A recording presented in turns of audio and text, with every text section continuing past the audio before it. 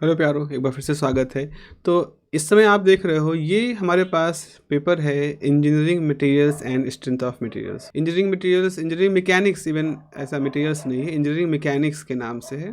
सो हमारे पास टॉपिक है engineering mechanics and strength of material. पहले ये दो अलग अलग पेपर हुआ करते थे, इंजीनियरिंग मैकेनिक्स और स्ट्रेंथ ऑफ मटेरियल। लेकिन अभी एक लेटेस्ट पिछले सिलेबस के चेंज में ये सिलेबस आया है और ये फोर्थ सेमेस्टर मैकेनिकल इंजीनियरिंग के जो बच्चे हैं, बीटेक मैकेनिकल इंजीनियरिंग, उनके फोर्थ सेमेस्टर का ये एक पेपर है, जिसमें कि 2 यूनिट का कुछ हिस्सा, 2 यूनिट क्या है मतलब कुछ दो के लगभग यूनिट है जिसमें इंजीनियरिंग मैकेनिक्स की बात हुई है और उसके बाद स्ट्रेंथ ऑफ मटेरियल की बात यहाँ पर होती है। और स्ट्रेंथ ऑफ मटेरियल को अब आज की डेट में मैकेनिक्स ऑफ मटेरियल भी कहते हैं। चलिए देखते हैं इस सिलेबस को। सिलेबस के पहले हिस्से में आपके पास जो है, जो कि यूनिट नंबर 1 है, यहाँ हम लोग पुराना जो मैकेनिक्स पढ़ा होता है उसकी बात करते हैं। 2 डायमेंशनल फोर्स सिस्टम क्या होते हैं, फ्री बॉडी डायग्राम कैसे बनाते हैं, अगर फोर्सेस को इक्विलिब्रियम में कहा जाए इसका मतलब क्या है, फ्रिक्शन का क्या मतलब है, इक्विलिब्रियम एनालिसिस कैसे हम फ्रिक्शन के साथ कर सकते हैं, तो एक बिना फ्रिक्शन के कैसे हम इक्विलिब्रियम की एनालिसिस कर सकते हैं, एक फ्रिक्शन के साथ कैसे इक्विलिब्रियम की एनालिसिस कर सकते हैं। उसके बाद जब आपका इक्विलिब्रियम सिस्टम आ जाता है तो वहाँ पर एक बात आती है कि what do you mean by truss क्या होता है। तो ट्रस क्या होते हैं, सिंपल ट्रस क्या है, क्या हम इन ट्रस के बेसिस पर कुछ बेसिक स्ट्रक्चर डिस्कस कर सकते हैं, जॉइंट्स जो बनते हैं वो कैसे बनते हैं, उनका मेथड क्या है, और फिर सेक्शंस क्या होते हैं। तो मेथड ऑफ सेक्शन होता है, मेथड ऑफ जॉइंट्स होता है, ट्रस क्या होते हैं और सिंपल ट्रस कितने तरह के हैं। ट्रस का ही साथ एक और ट्रस स्ट्रक्चर बनाने के लिए हम बीम का इस्तेमाल करते हैं। तो बीम में शेयर फोर्स क्या होता है, बेंडिंग मोमेंट क्या होता है, डिफरेंशियल इक्वेशन क्या होती है, इक्विलिब्रियम की शेयर फोर्स और बेंडिंग मोमेंट क्या होता है, ये सारी चीज़ें हैं। और कैसे हम उसको डायग्राम के थ्रू कैसे इन सारी वेरिएबल्स को जो बीम के साथ जुड़े हुए हैं उनको हम कैलकुलेट कर सकते हैं। This is something statics part. तो जो मैकेनिक्स का स्टैटिक्स पार्ट है उसका यहाँ पर डिस्कस कर रहे हैं। उसके बाद यूनिट नंबर 2 में मैकेनिक्स का ही हिस्सा है कि centroid end moment of inertia. अगर कोई ऑब्जेक्ट रोटेट करता है किसी एक्सिस के अबाउट तो वहाँ पर जो इनर्शिया का रोल है वो मोमेंट ऑफ इनर्शिया के रूप में हम लोग पढ़ते हैं। तो सेंट्रॉइड प्लेन क्या होता है, कर्व एरिया उनका क्या होता है, वॉल्यूम कंपोजिट बॉडी का आपको निकालना होता है, मोमेंट ऑफ इनर्शिया आपको प्लेन एरिया का, पैरेलल एक्सिस थ्योरम का यूज करके, परपेंडिकुलर एक्सिस का थ्योरम का यूज करके कुछ इंपॉर्टेंट बॉडीज़ होती हैं जिनकी कैलकुलेट की जाती है, और principal moment of inertia, principal axis, और ये सारी चीज़ें हम लोग वहाँ पढ़ते हैं। कंपाउंड स्ट्रेस और स्ट्रेन की बात करें तो नॉर्मल स्ट्रेस क्या है, स्ट्रेन क्या है, और कैसे हुक्स लॉ के थ्रू जुड़ा होता है, एक इंक्लाइंड सेक्शन का स्ट्रेस कैसे होता है, एक प्लेन का स्ट्रेस कैसे होता है। अगर हम इसमें टेंसोरियल फॉर्म में देखें तो प्रिंसिपल स्ट्रेस क्या होता है, मैट्रिक्स का डायगोनल जो एलिमेंट बनते हैं वो क्या है, स्ट्रेन के लिए बात करते हैं। मैक्सिमम शेयर स्ट्रेस क्या होता है, मोहर सर्किल क्या है, प्लेन स्ट्रेस के साथ जुड़ी हुई जो ग्राफ के थ्रू होते हैं। डिफरेंट टाइप के थ्योरीज क्या है, फेलियर की, strain energy, impact of load और स्ट्रेसेस और थर्मल स्ट्रेसेस और टाइप ऑफ स्ट्रेसेस की यहाँ पर बात होती है। तो यूनिट नंबर 2 का पहला तो सेंट्रॉइड है, मोमेंट ऑफ इनर्शिया, बॉडी के डिफरेंट शेप की बॉडी का मोमेंट ऑफ इनर्शिया, और दूसरा जो होता है स्ट्रेस स्ट्रेन के साथ यहाँ पर आप देखते हो।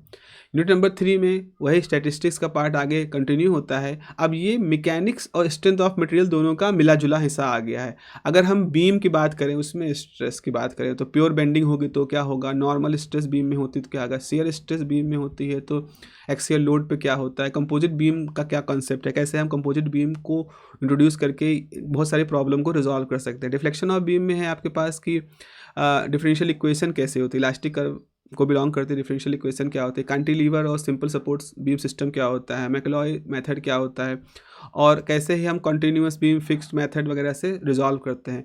टॉर्जन की बात होती है तो आपके पास कोई ऑब्जेक्ट है, टॉर्जन का मतलब ये होता है कि जैसे आपके पास कोई ऑब्जेक्ट उसको आप रोटेट कर सकते, कपड़ा निचोड़ते हो ना, उस तरह कुछ है। तो कंबाइंड बीम लेते हैं तो टॉर्जन और सॉलिड हॉलो शाफ्ट का टॉर्जन क्या होता है, थिन वॉल ट्यूब का टॉर्जन क्या होता है, और एक इक्वेशन यहाँ पर, मैथमेटिकल इक्वेशन यहाँ पर देखी जाती है जो कि कंपेयर करती है। हेलिकन लीफ। अब जब यूनिट नंबर 4 में आते हो तो अब आप थोड़ा सा स्ट्रेंथ ऑफ मटेरियल की तरफ आ गए हो। अब स्प्रिंग जो आप यूज करते हो, जैसे आप सॉकर्स वगैरह यूज करते हो, मोटरसाइकिल में सॉकर होते हैं, गाड़ियों में सॉकर होते हैं, उनमें वो जो स्प्रिंग होती है बेसिकली वो क्या है, उसका हेलिकल स्प्रिंग क्या होता है, under axial load, under axial twist पे क्या होता है, और फिर ट्विस्टिंग मोमेंट आप कैसे करते हो, open close coil system, concept of laminated spring, उसकी स्प्रिंग कांस्टेंट को मैनिपुलेट करने के लिए, कॉलम और स्ट्रेटस कैसे होते हैं, तो अब बकलिंग या स्टेबिलिटी, कॉलम से आप जो डिज़ाइन करते हो तो उसमें कैसे बकलिंग की प्रोसेस होती है, कैसे उसके अंदर हम स्ट्रेंथ को मेंटेन करते हैं, तो स्लेंडरनेस रेशियो क्या होता है, कंबाइंड बेंडिंग डायरेक्ट स्ट्रेस क्या होता है, आपका मिडिल थर्ड और मिडिल क्वार्टर रूल क्या होता है, जो कि उसकी स्टेबिलिटी जब हम लोग पढ़ते हैं कॉलम की तब वहाँ पर इस तरह के रूल को डिफाइन करते हैं। Status with different and condition क्या है, आयलर की थ्योरी क्या है पिन एंडेड कॉलम में। अब मैंने एक बार आयलर का नाम पिछले एक जो मैंने इंट्रोडक्शन कोर्स बनाया है फंडामेंटल ऑफ मैकेनिकल इंजीनियरिंग, वहाँ मैंने बताया है कि मैकेनिक्स में न्यूटन का जितना काम है उससे किसी भी लिहाज से कम आयलर का काम नहीं है। इवन न्यूटन की थ्योरी को उस प्रतिष्ठा तक पहुंचाने में आयलर का एक बहुत बड़ा रोल था। तो effect of end condition, column buckling and Rankine Gordon formula यहाँ पर इस्तेमाल होता है। आखिरी यूनिट में आप देखोगे तो जैसे थिन सिलेंडर और स्फीयर और थिक सिलेंडर, इन दो चीज़ों की बात होती है जो कि मोर मैकेनिकल पर्सपेक्टिव से हमारे इंपॉर्टेंस के हैं। एक थिन वॉल्ड और थिक वॉल्ड प्रेशर वॉल में क्या अंतर होता है, प्रेशर वेसल में क्या अंतर होता है, उसकी दीवारें पतली हैं या मोटी हैं। अगर आपके पास थिन वॉल्ड स्फीयर है या सिलेंडर है तो हुप है, एक्सियल स्ट्रेस क्या होगा और वॉल्यूमेट्रिक स्ट्रेन कैसे कैलकुलेट करते हो। अगर थिक सिलेंडर की बात करें तो उसका रेडियल, एक्सियल और सर्कमफेरेंस स्ट्रेस कितना होता है। थिक सिलेंडर में अगर हम इंटरनल और एक्सटर्नल फोर्स लगाएं तो उसमें किस तरह की प्रॉपर्टी का चेंज होता है। यहाँ हम उनके volume change, lateral shift, lateral strain वगैरह की बात भी करते हैं, वॉल्यूम स्ट्रेन की बात भी करते हैं। कंपाउंड सिलेंडर कैसे होते हैं, stress rotating shaft cylinder, stress due to the interference fitters, ये सब है। तो ये सब आखिरी वाला हिस्सा थोड़ा सा मोर इंजीनियरिंग पर्सपेक्टिव से है। तो unit number 1 is more physics, then unit number 2 is with great physics, unit number 3 is physics with some application, unit number 4 is physics with little bit more application, and unit number 5 is more application and as compared to the conceptual growth. तो इस तरह से पूरा syllabus आपका develop होता है।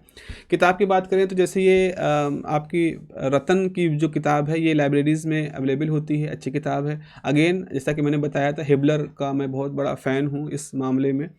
तो Hibbeler की मैकेनिक्स ऑफ मटेरियल की पिछली वाली थी इंजीनियरिंग मैकेनिक्स की बुक, ये मैकेनिक्स ऑफ मटेरियल है।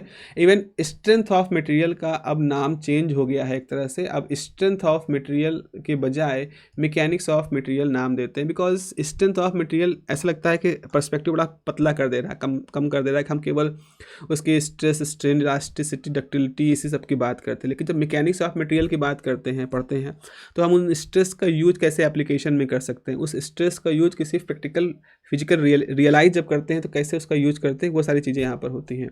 इसके बाद बियर एंड जॉनसन किताब है मैकेनिक्स ऑफ मटेरियल। हालांकि बियर एंड जॉनसन की किताब उसमें भी आती है इंजीनियरिंग मैकेनिक्स में भी, वहाँ मैंने उसका नाम नहीं लिया था, वहाँ मैंने मरियम केक को बताया था, लेकिन यहाँ पर भी बियर एंड जॉनसन किताब है। तो आप अगर आपकी लाइब्रेरी में होगा बियर एंड जॉनसन की किताब तो आप उसकी इंजीनियरिंग मैकेनिक्स किताब भी देख सकते हैं। लेकिन अगर आप मैकेनिक्स ऑफ मटेरियल की किताब देख रहे हैं तो this is a very good book.